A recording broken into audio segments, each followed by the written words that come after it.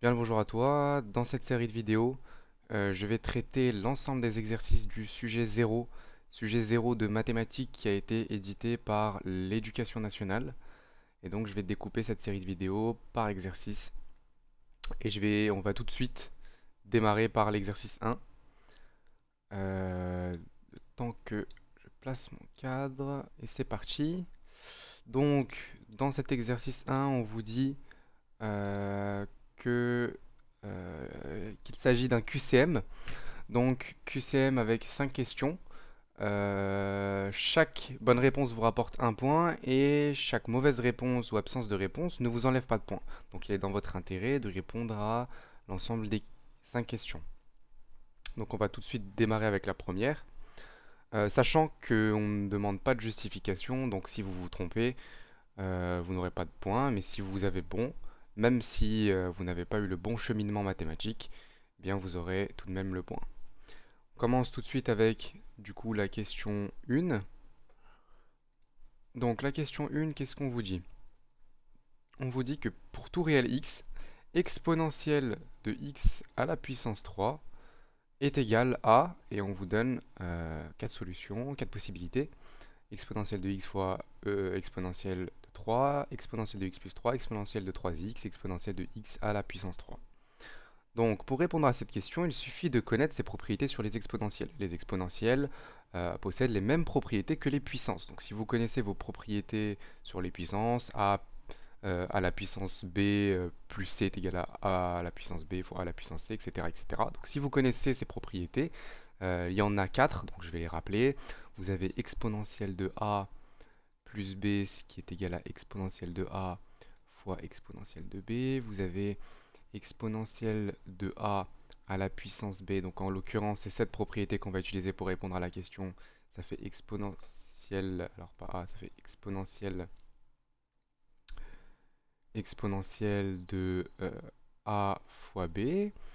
Et vous avez exponentielle de moins a qui fait 1 sur exponentielle de a. Et qu'est-ce que vous avez? Vous avez exponentielle de a sur exponentielle de b qui fait exponentielle, alors, exponentielle de a moins b. Donc voilà, si vous connaissez ces 4 propriétés, vous allez pouvoir répondre très simplement à la question. Vous repérez rapidement que là, en fait, ça a cette forme-là, exponentielle de x, le tout à la puissance 3, ça a la forme de exponentielle de a à la puissance b. Et donc, exponentielle de x à la puissance 3, qu'est-ce que ça fait tout simplement? Ça fait exponentielle de x fois 3, et donc exponentielle de 3x. Donc la bonne réponse était la réponse C. Voilà pour cette première question. On passe maintenant à la question 2. La question 2, qu'est-ce qu'on vous dit dans cette question 2? La question 2, on vous dit pour tout réel x, cosinus de x plus pi est égal à... Donc vous avez sinus de x moins cosinus de x moins sinus de x. Pour répondre à cette question, ce que je vous conseille de faire systématiquement, c'est de tracer le cercle trigonométrique. Alors normalement mon logiciel est censé me tracer un cercle. Bon, c'est un cercle un peu moche, mais c'est pas très grave. Hop, là on a l'axe des cosinus de x. Là on a l'axe des sinus de x. Comment est-ce qu'on va répondre à cette question? Moi ce que je vous conseille de faire, c'est donc dans un premier temps de faire ça et de placer un x dans cet arc de cercle là. Vous allez comprendre pourquoi. Là je place un x. Ensuite qu'est-ce que je fais? Je regarde. Donc là on me demande cosinus de x plus pi. Donc je vais d'abord regarder où est-ce qu'il est mon cosinus de x. Mon cosinus de x, il est là. On est d'accord. C'est le cosinus de mon x ici. Donc ici, j'ai mon cosinus de x. Et je vais lui rajouter pi. Si vous connaissez votre cours, vous savez que donc déjà qu'un cercle fait 360 degrés et que pi, ici on a 0. D'accord. Non, pardon. Donc euh, ici on a l'axe des cosinus. Ici on est à 0. Là on arrive à pi. Et là ici on arrive à 2pi. Ok, ça c'est clair. Et donc, pi, qu'est-ce que c'est en fait? Pi, c'est le fait d'avancer de 180 degrés. D'accord? Pi, c'est en radians, en degrés, ça fait 180. Ok? Et donc, je vais prendre mon x et je vais lui rajouter 180 degrés. Donc, je vais faire en fait un demi-cercle. Donc, je vais de l'autre côté et j'arrive ici. D'accord? J'arrive là, et là j'ai mon... Qu'est-ce que j'ai en fait? Ici, à quoi ça correspond ce point? Ça correspond à x auquel j'ai rajouté pi. Donc là, ici, je vais avoir mon cosinus de x plus pi. Et maintenant, je vais me dire, ok, bah ce cosinus de x plus pi, là, ce point-là, il correspond à quoi par rapport à mon cosinus de x? En fait, tout simplement, ici, on est sur l'axe positif, d'accord, qui va de 0 à 1, ici. Et là, on est sur l'axe négatif, qui va jusqu'à moins 1. D'accord? Et donc, en fait, ici, là, on a cos de x. Ici, on va avoir une symétrie. Et donc, ici, qu'est-ce que ça va être? Ça va être moins cos de x. Voilà. Là, ce point-là, ça par rapport à x, ça va être, si je veux l'exprimer en fonction de x, ça va être moins cos de x. Vous pouvez faire comme ça, ou vous pouvez apprendre bêtement les propriétés sur les cosinus et les sinus, mais moi, je vous conseille plutôt d'utiliser cette méthode qui est pour moi plus intuitive. Voilà, donc la bonne réponse, c'était moins cosinus de x. Voilà. On va maintenant passer du coup alors à la question 3. La question 3. Alors je vais juste supprimer cette figure. Voilà. Donc question 3, qu'est-ce qu'on vous dit? On souhaite modéliser le niveau de la mer par la suite UN de façon que U0 représente le niveau de la mer en millimètres en 2003 et que U de N, donc la suite, représente le niveau de la mer en millimètres N années après 2003. Donc U0, U0, on va se situer en 2003. Là, je note juste bêtement ce qu'ils me disent. Et U de N, ça va représenter U de 0 plus le niveau, plus, oh, c'est pas un W, c'est un U, le niveau de 0, le niveau de 2003, plus ce qu'on lui rajoute. D'accord? Donc en fonction de l'année à laquelle on est. Voilà, là c'est juste un brouillon. Selon le site, on vous donne le site internet, on constate une hausse assez rapide du niveau de la mer qu'on estime à 3,3 mm par an depuis 2003. Pour traduire ce constat, la suite UN doit être... Donc là, on vous propose un certain nombre de propositions qui vous laissent le choix entre une suite géométrique avec un type de raison ou une suite arithmétique avec un type de raison. Donc vous avez vu deux types de suites. La première que vous avez vue, donc c'est la suite arithmétique. Et là, vous avez vu aussi la suite géométrique. Donc, petit rappel, une suite arithmétique, grosso modo, qu'est-ce que c'est? On part d'un point, donc on part d'un U de 0. Ok, donc le point en 0, qu'est-ce que ça veut être? Ça peut être un nombre, donc ça va être un nombre donné, ça va être par exemple 500.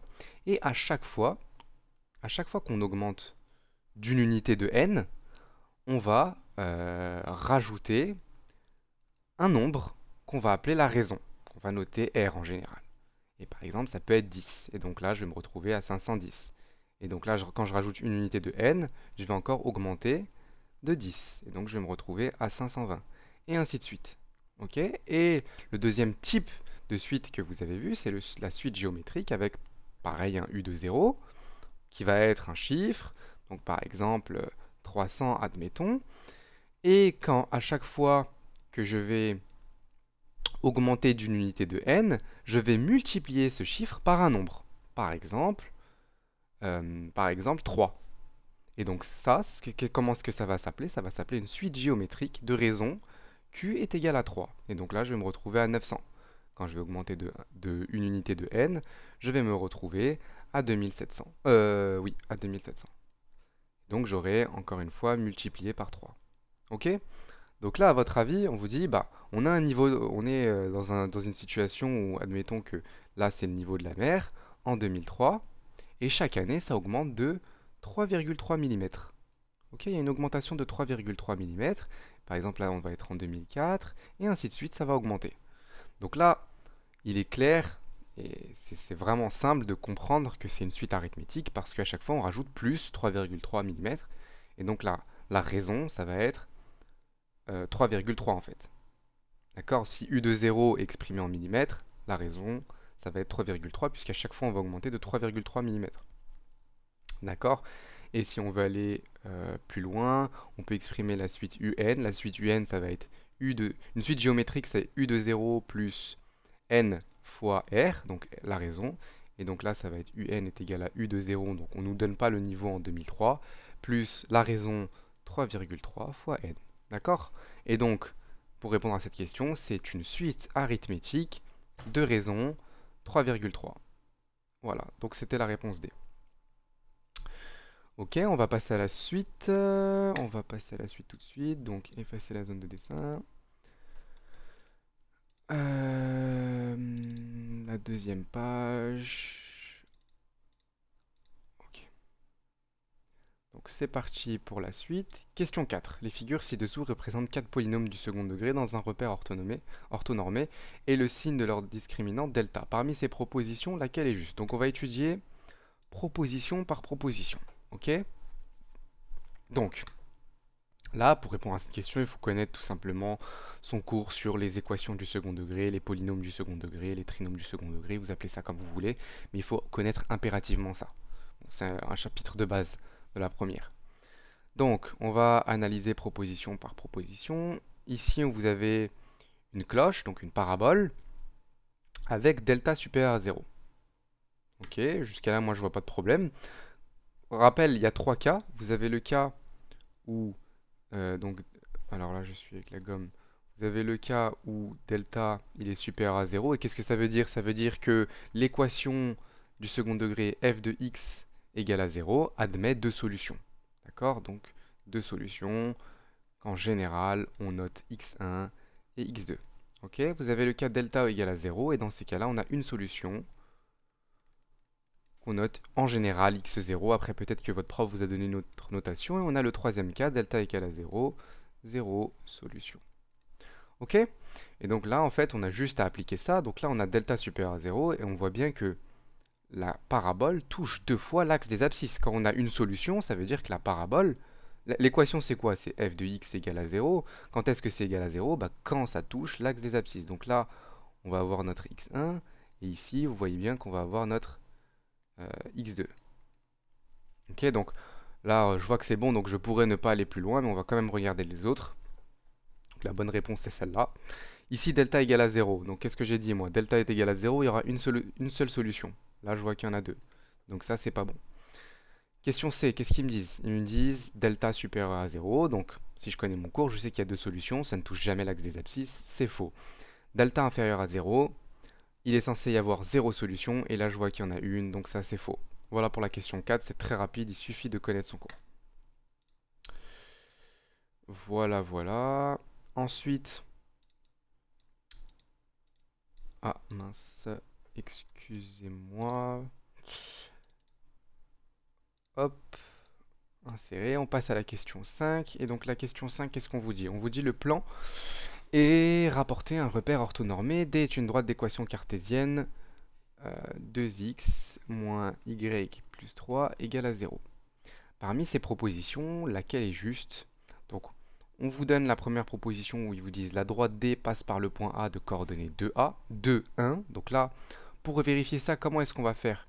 Eh bien, en fait, il suffit de remplacer le x et le y de nos coordonnées dans l'équation cartésienne. Et si ça fait 0, ça voudra dire que c'est vrai, mais si ça ne fait pas 0, ça voudra dire que ce point n'appartient pas à la droite. C'est le cours, c'est la base. Donc, l'équation c'est 2x, bon, je l'écris juste en haut. Donc là, on a juste à remplacer, donc ça fait 2 fois le x, ici c'est x, et là c'est y. Le x c'est 2. 2 fois 2 moins 1 plus 3. 2 fois 2, 4, moins 1, 3, plus 3, ça fait 6. 6, c'est différent de 0. Donc c'est ce qui est écrit et la proposition 1 est fausse. Ensuite, qu'est-ce qu'on vous dit? La droite D est dirigée par le vecteur de coordonnées moins 1, 2. Alors, est-ce que ça c'est vrai? Donc pour le savoir, c'est très simple. Encore une fois, il faut connaître son cours. Une équation cartésienne est dirigée par le vecteur de coordonnées moins BA. D'accord? Et donc là, c'est 2x moins y plus 3. Donc moins b, qu'est-ce que ça va être? Donc là, on a b ici, parce que une équation cartésienne, c'est de la forme ax plus by plus c. Donc ce qui a égale à 0. Donc ce qui a devant le y, c'est le b. Donc si je prends moins b, qu'est-ce que ça va me faire? Ça va me faire 1. Et si je prends a, ça va être 2. Donc est-ce que là c'est 1, 2? Moi je trouve 1, 2 quand je le fais parce que moins b, donc moins 1 et je rajoute un moins devant, donc ça devient plus. Et donc c'est pas la même chose, donc cette proposition est fausse, tout comme celle-ci. Le vecteur de coordonnées 2, moins 1 est normal à la droite des 1. Donc un vecteur de coordonnées A et B, il va être normal à la droite. Voilà, c'est du cours, c'est la définition. Et du coup, bah, en fait, là, si je prends A et B, ça va faire 2 moins 1. Et donc, c'est cette proposition qui est bonne. J'ai même pas besoin d'aller plus loin. Le point d'intersection de la droite D avec l'axe d'abscisse a comme coordonnées 0, 3. J'ai juste à essayer pour voir si c'est bon. Mais je vais trouver que c'est faux de toute façon. euh, en résolvant une petite équation. Et donc voilà. Donc là, j'ai répondu aux 5 questions. Voilà, c'était un exercice plutôt simple, pas de piège. Donc c'était vraiment 5 points faciles. Et comme je l'ai dit, si vous arrivez le jour de l'examen devant un sujet de ce type, enfin un exercice de ce type, et que vous voyez que vous ne perdez pas de points quand vous avez faux, vous tentez, vous essayez de supprimer les propositions qui vous paraissent évidemment fausses, et peut-être que des fois il va vous en rester deux, et bien vous essayez de voir laquelle est selon vous la meilleure, et ça vous fera une chance sur deux. Et si vous vraiment vous voyez qu'aucune ne vous paraît bonne, vous avez une chance sur quatre, et vous essayez, c'est toujours mieux que zéro. Donc voilà, on se retrouve dans la suite des vidéos pour la suite de cet examen.